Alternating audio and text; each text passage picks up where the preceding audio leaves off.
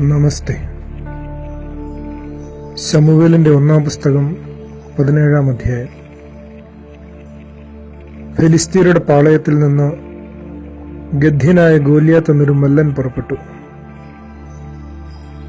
ഞാനിന്ന് ഇസ്രായേൽ നിരകളെ വെല്ലുവിളിക്കുന്നു.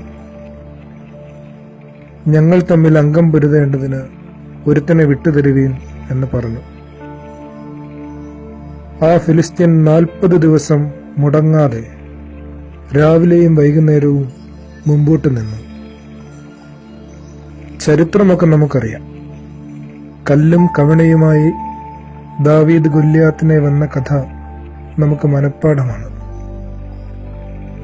ഇതിൽ ശ്രദ്ധിക്കേണ്ട ഒന്നുണ്ടെന്ന് തോന്നുന്നു. 40 ദിവസങ്ങളിലെ ഗോലിയാത്തിന്റെ വെല്ലുവിളി തന്നെ.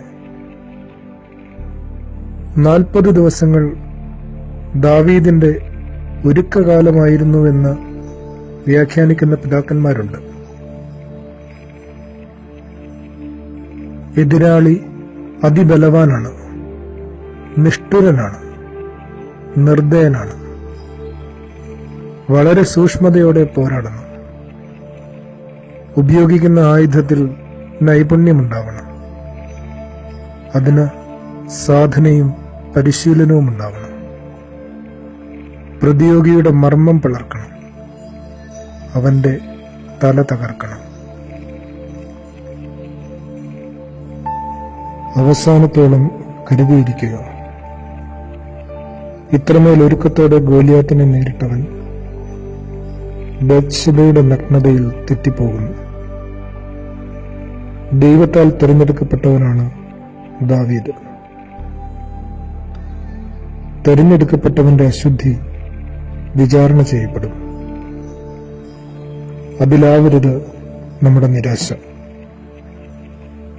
ദാവീദിന് ദൈവം നാഥാൻ പ്രവാചകനെ കൊടുത്തു. സത്യ അനുതാപത്തിലേക്ക് നമ്മെ തിരുത്താൻ പോകുന്ന ആർജവമുള്ള ആധ്യാത്മിക പൗരുഷങ്ങൾ നമുക്കിടയിൽ കുറയുന്നതോർത്താവണം നാം ഏവരുടെയും, വൈദികരുടെയും അവൈദികരുടെയും ഭാരമത്രയും. നാം ആയിരിക്കുന്ന ഈ 40 നാളുകൾ ഒരുക്കത്തിൻ്റെതാവണം സുഹൃത്തെ. നമ്മുടെ നോമ്പ് മൂർച്ചയുള്ളതാവണം. വൈരിയായ സാത്താന്റെ തന്ത്രങ്ങളെ തകർക്കാൻ പോകുന്നതാവണം.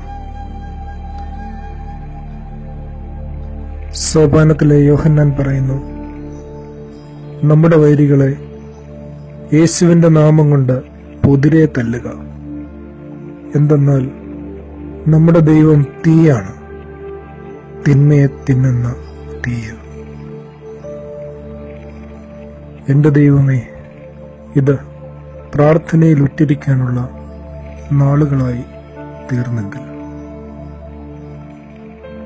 പ്രാർത്ഥിക്കാം. വിശുദ്ധ നോമ്പാൽ ഞങ്ങളുടെ പൂർവസ്ഥാനത്തേക്ക് ഞങ്ങൾ മടങ്ങി വരും. വിശുദ്ധ നോമ്പാൽ ദൈവകൃപ ഞങ്ങളുടെ ബലഹീനതകളിൽ ആവസിക്കുന്നു. ആകയാൽ ഞങ്ങൾക്ക് വേണ്ടി നോമ്പ് നോറ്റവനെ ഞങ്ങൾ വന്ദിക്കുന്നു. ആമേൻ. ആദരവോടെ സക്കേർ.